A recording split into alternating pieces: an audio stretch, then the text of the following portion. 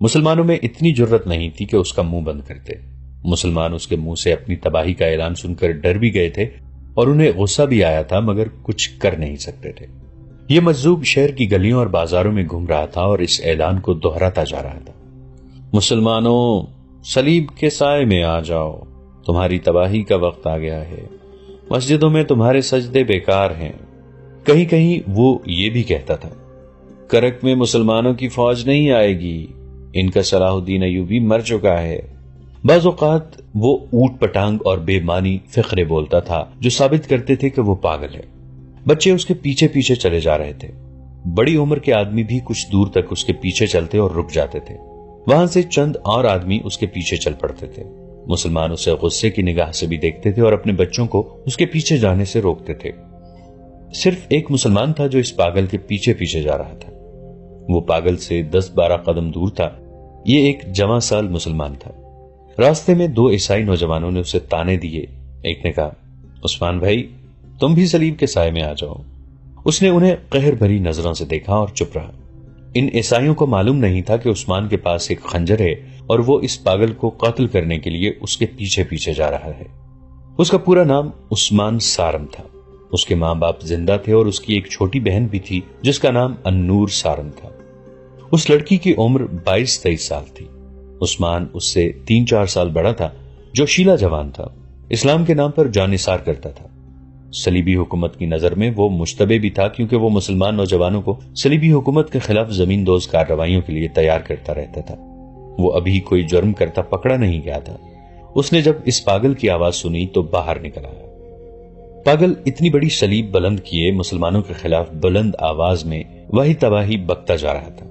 عثمان سارم نے یہ بھی نہ دیکھا کہ یہ تو کوئی پاگل ہے۔ اس نے صلیب دیکھی اور پاگل کے الفاظ سنے تو اس پر دیوانگی طاری ہو گئی۔ اپنے گھر جا کر اس نے خنجر لیا اور کرتے کے اندر ناف میں اڑس کر پاگل کے پیچھے پیچھے چل پڑا۔ وہ اسے ایسی جگہ قتل کرنا چاہتا تھا جہاں اسے کوئی پکڑ نہ سکے۔ وہ صلیبیوں کے خلاف مزید کارروائیوں کے لیے زندہ رہنا چاہتا تھا۔ وہ پاگل سے 10-12 قدم پیچھے چلتا گیا اور اس کا اعلان سنتا گیا۔ جب 2 عیسائیوں نے اسے تانے دیے اور ایک نے کہا کہ عثمان تم بھی صلیب کے سائے میں آ جاؤ، تو اس کی آنکھوں میں خون اتر آیا۔ اس نے دل میں قتل کا ارادہ اور زیادہ پختہ کر لیا۔ پاگل کے پیچھے اور اس کے ساتھ ساتھ لوگوں اور بچوں کا جلوس جمع ہو گیا تھا۔ قتل کا یہ موقع اچھا نہیں تھا۔ دن گزرتا گیا اور پاگل کی آواز دھیمی پڑتی گئی۔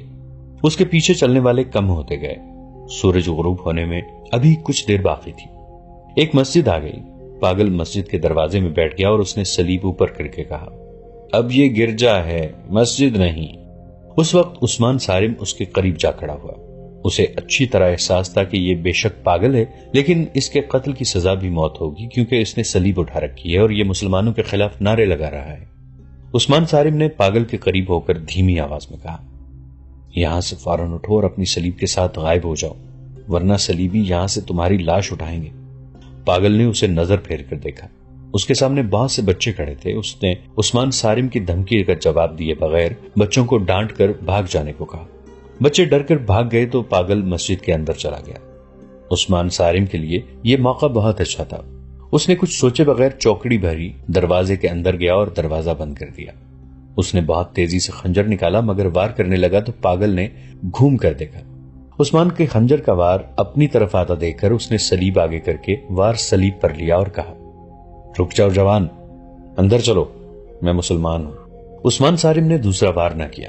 پاگل جوتے اتار کر مسجد کے اندرونی کمرے میں چلا گیا۔ اس نے صلیب اپنے ہاتھ میں رکھی۔ اندر جا کر اس نے عثمان سارم سے نام پوچھا اور کہا، میں مسلمان ہوں، میری باتیں غور سے سن لو، مجھے بتاؤ کہ تم کب سے میرے پیچھے آ رہے ہو؟ میں سارا دن تمہارے پیچھے پھرتا رہا ہوں، عثمان سارم نے جواب دیا، مگر مجھے قتل کا موقع نہیں مل رہا تھا۔ تو مجھے کیوں قتل کرنا چاہتے ہو؟ پاگل نے پوچھا۔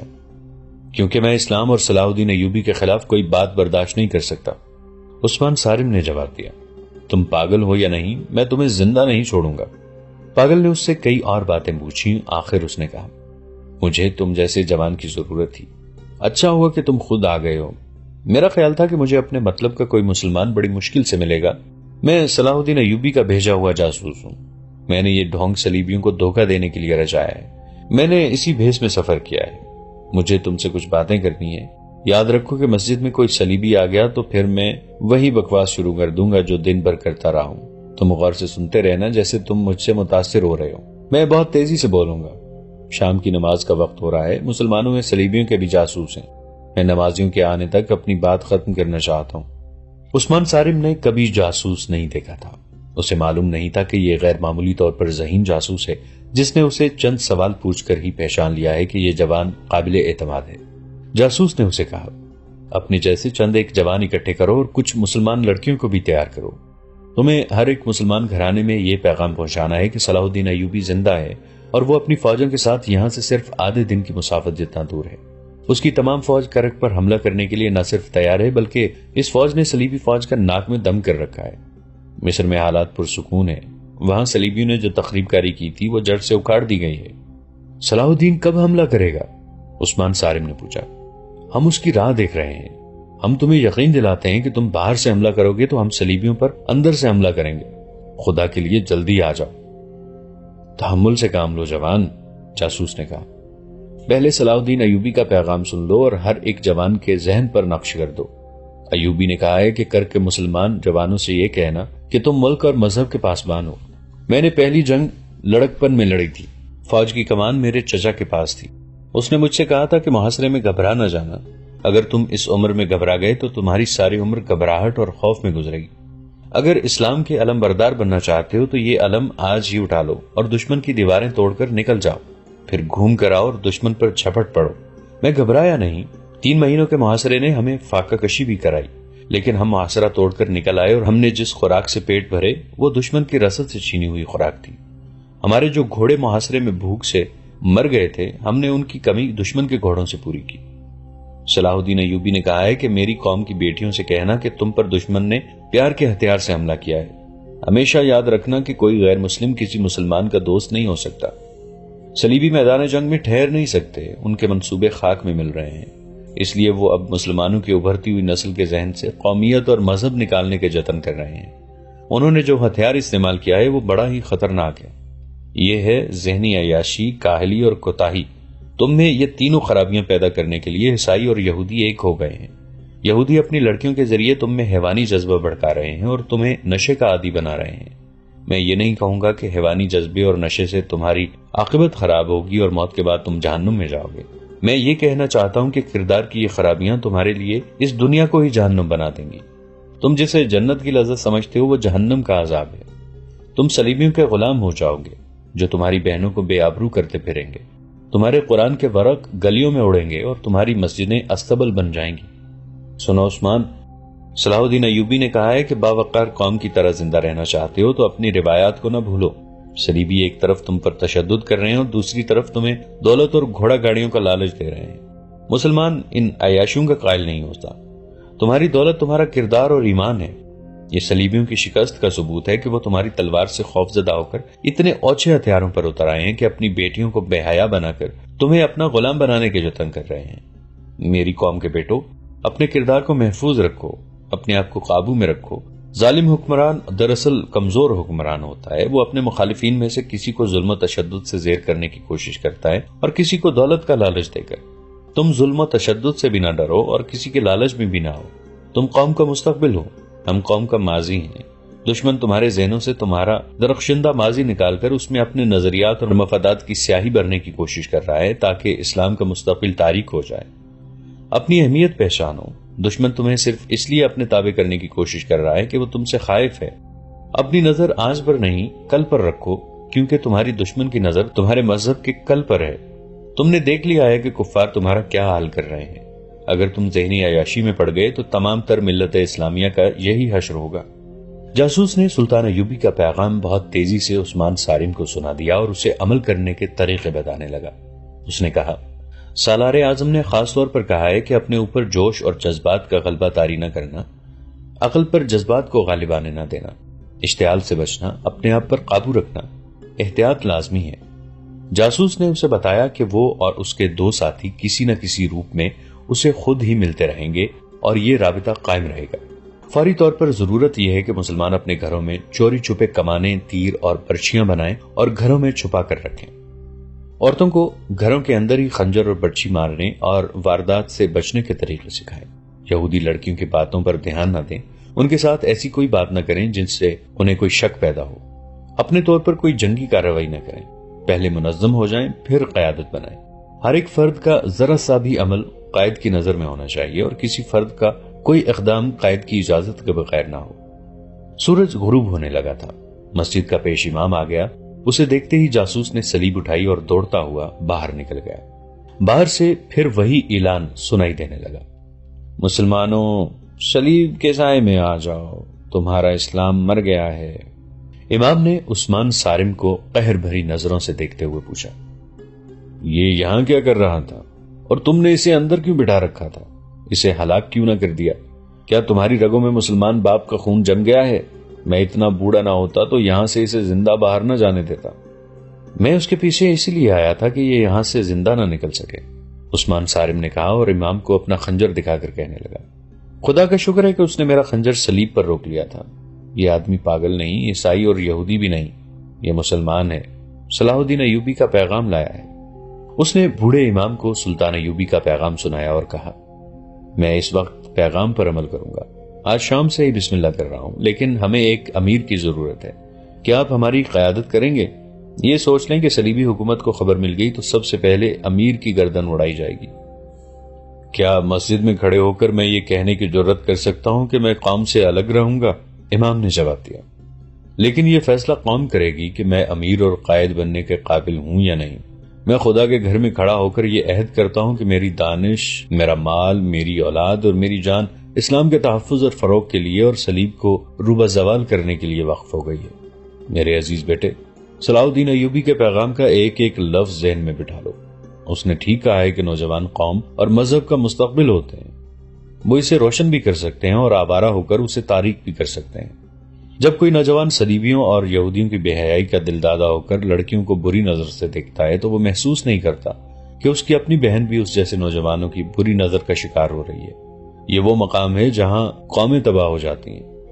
میرے نوجوان بیٹے، خدا کے اس گھر میں عہد کرو کہ تم صلاح الدین ایوبی کے پیغام پر عمل کرو گے. عثمان صارم نے گھر جا کر اپنی بہن النور کو الگ بٹھا کر سلطان ایوبی کا پیغام سنایا اور کہا: النور، ہمارا مذہب اور ہمارا قومی وقار تم سے بہت بڑی قربانی مانگ رہا ہے. آج سے اپنے آپ کو پردہ نشین لڑکی سمجھنا چھوڑ دو. مسلمان لڑکیوں تک یہ پیغام پہنچا کر انہیں اس جہاد کے لیے تیار کر لو. میں تمہیں خنجر، تیگ، کمان اور برچی کا استعمال سکھا دوں گا. احتیاط یہ کرنی ہے کہ کسی کو شک بھی نہ ہو کہ ہم لوگ کیا کر رہے ہیں. میں ہر طرح کی قربانی کے لیے تیار ہوں. النور نے کہا: میں اور میری تمام سہیلیاں تو پہلے ہی سوچ رہی ہیں کہ ہم آزادی اور اپنی قوم کے لیے کیا کر سکتی ہیں. ہم تو مردوں کے منہ کی طرف دیکھ رہی ہیں. عثمان صارم نے اسے بتایا کہ سلطان ایوبی اور ان کی فوج کے متعلق جتنی خبریں یہاں مشہور کی جاتی ہیں وہ سب جھوٹی ہوتی ہیں. تمام مسلمان گھرانوں میں جا کر عورتوں کو صحیح خبریں سناؤ. عثمان صارم نے اسے صحیح خبریں سنائیں اور یہ بھی بتایا کہ مسلمانوں میں غدار اور صلیبیوں میں مخبر بھی ہیں. اس نے بہن کو ایسے 3-4 گھرانے بتائے اور کہا کہ ان کی عورتوں کو ہاتھ میں لو اور انہیں بتاؤ کہ ان کے آدمی غدار ہیں. انہیں یہ بھی کہو کہ عیسائی اور یہودی لڑکیوں کے پیار سے بچو. ان کا پیار محض دھوکہ ہے. کیا میں رینی کو یہاں آنے سے روک دوں؟ نور نے پوچھا. وہ تو تمہارے ساتھ بھی بے تکلف ہو گئی ہے. اسے میں کہوں گا کہ ہمارے گھر نہ آیا کرے. عثمان صارم نے کہا. وہ بہت تیز اور ہوشیار لڑکی ہے. رینی ایک نوجوان عیسائی لڑکی تھی. عثمان صارم کے گھر سے تھوڑی ہی دور اس کا گھر تھا. اس کا باپ شہری انتظامیہ کے کسی اونچے عہدے پر فائز تھا. لڑکی کا پورا نام رینی الیگزینڈر تھا. وہ النور کی سہیلی بنی ہوئی تھی. عثمان صارم کے ساتھ بھی اس نے گہرے مراسم پیدا کر لیے تھے. اسے دیکھ کر وہ بہت خوش ہوتی تھی. عثمان صارم ابھی اس کے قریب نہیں ہوا تھا. یہ وجیح جوان سمجھتا تھا کہ یہ عیسائی لڑکی ہے اور یہاں جاسوسی کرنے آتی ہے. اس نے رینی کو کبھی ناپسندیدگی کی نگاہ سے نہیں دیکھا تھا، بلکہ اس کے ساتھ ہنسی مذاق بھی کر لیتا تھا تاکہ اسے شک نہ ہو. اب جب اسے یہ ضرورت پیش آئی کہ رینی اس کے گھر نہ آیا کرے تو رینی کو یہ کہنا اس کے لیے مشکل ہو گیا کہ اب ہمارے گھر نہ آیا کرو. مگر اسے روکنا ضروری تھا کیونکہ وہ گھر میں اپنی بہن کو جنگی ٹریننگ دینا چاہتا تھا اور اسے معلوم نہیں تھا کہ اس کے گھر میں اب کیا کیا راز آئیں گے. اس نے سوچ سوچ کر یہ طریقہ پسند کیا کہ نور سے کہا کہ رینی جب کبھی آئے تم یہ کہہ کر باہر چلی جاؤ کہ کسی سہیلی کے گھر جا رہی ہو. اس طرح سے اسے ٹالتی رہو، وہ خود ہی آنا چھوڑ دے گی. کرک شہر کے لوگ اس پاگل کی باتیں کر رہے تھے جو مسلمانوں کی تباہی کی پیشین گوئی کرتا پھر رہا تھا۔ غیر مسلموں کو وہ بہت ہی اچھا لگتا تھا، سب اسے ڈھونڈتے پھرتے تھے لیکن وہ کہیں نظر نہیں آ رہا تھا۔ سرکاری طور پر بھی اسے تلاش کیا جا رہا تھا کیونکہ مسلمانوں کو خوفزدہ کرنے اور ان کا جذبہ سرد کرنے کے لیے اس پاگل کو استعمال کرنے کا فیصلہ کیا گیا تھا۔ کسی کو معلوم نہیں تھا کہ وہ کہاں چلا گیا ہے، وہ اسی رات کہیں لاپتہ ہو گیا تھا۔ 10-12 روز اس کی تلاش ہوتی رہی۔ صلیبی حکام نے شہر کے باہر بھی گھوڑ سوار دوڑا دیے۔ انہیں توقع تھی کہ وہ شہر سے کہیں دور دوسرے شہر جا رہا ہوگا، مگر وہ کسی کو نہ ملا اور 10-12 دن گزر گئے۔ ان 10-12 دنوں میں عثمان صارم نے النور اور اس کی 3 سہیلیوں کو ہتھیاروں کا استعمال سکھا دیا۔ اس نے انہیں تیغ زنی بڑی محنت سے سکھائی۔ اس کے علاوہ اس نے مسلمان نوجوانوں کو درپردہ سلطان ایوبی کا پیغام سنا کر زمین دوز محاذ پر جمع کر لیا۔ ان نوجوانوں نے ان مسلمان کاریگروں کو تیار کر لیا جو برچیاں اور تیر کمان وغیرہ بناتے تھے۔ یہ سب صلیبیوں کے ملازم تھے۔ وہ اپنے لیے کوئی ہتھیار نہیں بنا سکتے تھے، مسلمانوں کو کوئی ہتھیار رکھنے کی اجازت نہیں تھی۔ ان کاریگروں نے گھروں میں چوری چھپے ہتھیار بنانے شروع کر دیے۔ یہ بہت ہی خطرناک کام تھا۔ پکڑے جانے کی صورت میں صرف سزائے موت ہی نہیں تھی بلکہ مرنے سے پہلے صلیبی درندوں کی بھیانک اذیتیں تھیں۔ وہاں کوئی مسلمان کسی معمولی سے جرم میں یا محض شک میں پکڑا جاتا تو اس سے پوچھا جاتا کہ مسلمان گھرانوں کے اندر کیا ہو رہا ہے اور جاسوس کہاں ہے۔ اس کے ساتھ ہی اس کے جسم کو روئی کی طرح دھننا شروع کر دیتے تھے۔ کاریگر جو ہتھیار بناتے تھے وہ عثمان صارم جیسے نوجوان رات کو مختلف گھروں میں چھپا دیتے تھے۔ دن کے وقت لڑکیاں برقع نما لبادوں میں خنجر اور تیر کمان چھپا کر مسلمانوں کے گھروں میں لے جاتی رہتی تھی، مگر ہتھیار بنانے اور گھروں میں پہنچانے کی رفتار بہت سست تھی۔ ادھر سلطان ایوبی کو ایک جاسوس نے اطلاع دے دی کہ کرک اور مضافات کے مسلمانوں تک ان کا پیغام پہنچ گیا ہے اور وہاں کے نوجوان لڑکوں اور لڑکیوں نے زمین دوز محاذ بنا لیا ہے۔ یہ اطلاع لانے والا بھی ایک ذہین اور نڈر جاسوس تھا۔ اس نے بتایا کہ وہ جاسوس جس نے سلطان ایوبی کا پیغام عثمان صارم تک پہنچایا تھا پاگل کے بہروپ میں کامیاب رہا ہے۔ سلطان ایوبی اس اطلاع پر بہت خوش تھے۔ انہوں نے کہا، جس قوم کے نوجوان بیدار ہو جائیں اسے کوئی طاقت شکست نہیں دے سکتی۔ اس کامیابی نے میرا حوصلہ بڑھا دیا ہے۔ اس کامیابی نے میرا حوصلہ بڑھا دیا ہے۔ شعبہ جاسوسی کے نائب زاہدان نے کہا، اگر آپ اجازت دیں تو میں مقبوضہ علاقے کے نوجوانوں کو اپنے جاسوسوں کے ذریعے اتنا بھڑکا سکتا ہوں کہ وہ شعلے بن کر کرک اور یروشلم کو آگ لگا دیں گے اور اس آگ میں وہ خود بھی جل مریں گے۔ سلطان ایوبی نے کہا، میں نوجوانوں کو شعلے نہیں بنانا چاہتا، میں ان کے سینوں میں ایمان کی چنگاری سلگانا چاہتا ہوں۔ نوجوانوں کو بھڑکانا کوئی مشکل کام نہیں۔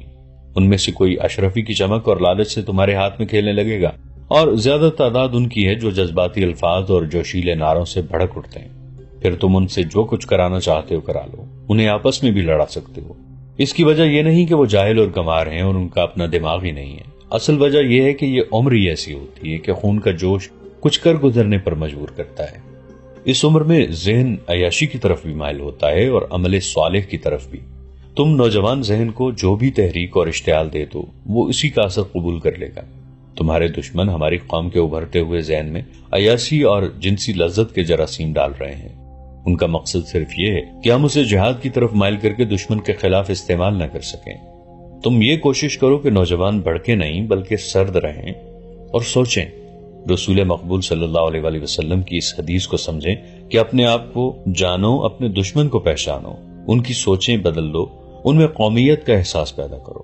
یہ نوجوان قوم کا بڑا قیمتی احساس ہیں، انہیں بھڑکا کر جلنے سے بچاؤ۔ انہیں مروانا دانش مندی نہیں، دانائی یہ ہے کہ ان کے ہاتھ دشمنوں کو مرواؤ، لیکن دشمن کا تصور واضح کرو۔ کوئی مسلمان مجھے برا کہے تو وہ نہ اسلام کا دشمن ہے نہ غدار ہے، وہ میرا دشمن ہے۔ میں اسے اس قانون کا سہارا لے کر سزا نہیں دوں گا جو اسلام اور سلطنت اسلامیہ کے تحفظ کے لیے بنایا گیا ہے۔ ملت کا قانون ملت کے امیر کے ذاتی استعمال کے لیے نہیں ہوتا۔ غداری کی سزا اسے دی جاتی ہے جو ملک اور قوم کی جڑیں کاٹے اور دین کے دشمنوں کے ہاتھ مضبوط کرے، خواہ حکمران خود ہی اس کا مجرم ہو، وہ غدار ہے اور سزا کا مستحق ہے۔ اس صورت میں جبکہ وہاں نوجوان تیار ہو گئے ہیں، ہم انہیں کس طرح استعمال کریں؟ زاہدان نے پوچھا۔ انہیں جوش میں نہ آنے دو، سلطان ایوبی نے کہا، ان کی سوچیں بیدار کرو۔ وہاں کے حالات کے مطابق وہ خود فیصلہ کریں گے کہ انہیں کیا کرنا چاہیے۔ وہ جذبات کے غلبے کے تحت نہ سوچیں۔ وہاں اور زیادہ ذہین جاسوس بھیجو اور یہ یاد رکھو زاہدان کہ دشمن ہمیں نہیں، ہمارے نوجوان بچوں کا کردار بگاڑنے کی کوشش کر رہا ہے، یا ہمارے ان حاکموں کا جن کے ذہن بچوں کی طرح خام ہیں. کسی بھی قوم کو جنگ کے بغیر شکست دینا چاہو تو ان کے نوجوانوں کو ذہنی عیاشی میں ڈال دو. یہ قوم اس حد تک تمہاری غلام ہو جائے گی کہ اپنی مستورات تمہارے حوالے کر کے اس پر فخر کرے گی. صلیبی اور یہودی ہماری قوم کو اسی سطح پر لانے کی کوشش کر رہے ہیں. سلطان ایوبی کو جیسے اچانک کچھ یاد آ گیا ہو.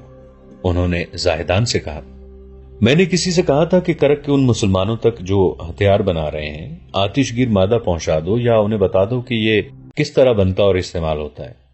وہ انہیں بتا دیا کیا ہے؟ زاہدان نے جواب دیا، اطلاع ملی ہے کہ مسلمانوں نے یہ مادہ تیار کرنا شروع کر دیا ہے.